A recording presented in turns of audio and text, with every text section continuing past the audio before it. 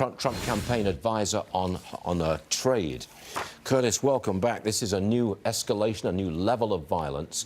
Does it have any impact on the trade talks? Because Hong Kong so far has not affected the trade talks. Will it now? I don't see how it can't have at least an atmospheric effect. Let's put it this way.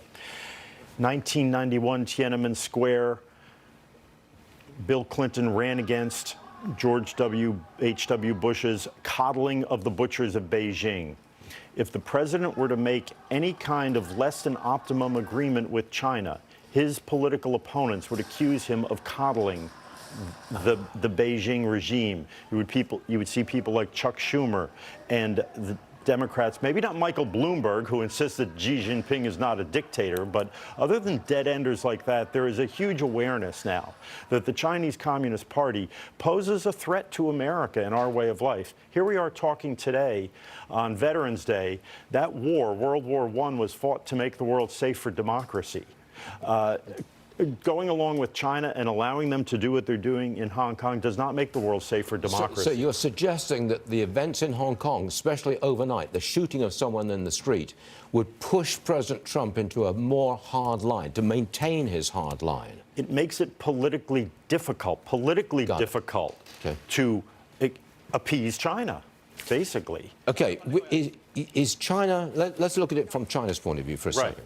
Is China doing anything that you know of to change the way it does business, change the way its economy works, to accommodate some American desires? Well, this is President Trump's greatest achievement, perhaps, is waking the world up to the fact that China has not changed its ways, even though it said it would.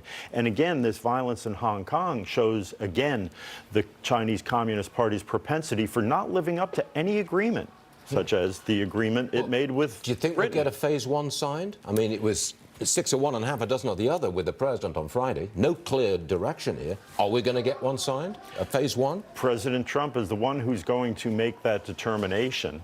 And what we have to remember is if we were to remove the tariffs and roll back tariffs, there then is no incentive for Beijing to do a phase two. I understand. I think I understand. It sounds to me like odds are against phase two, phase three. That's way down the road. The violence in Hong Kong does not make it easier. No one's going to directly link it publicly, but just looking at it in context with open eyes. All right, Curtis, thanks for joining us this morning. Difficult situation. We appreciate you being here. Thank you. Check the Dow 30 because we've come back a little.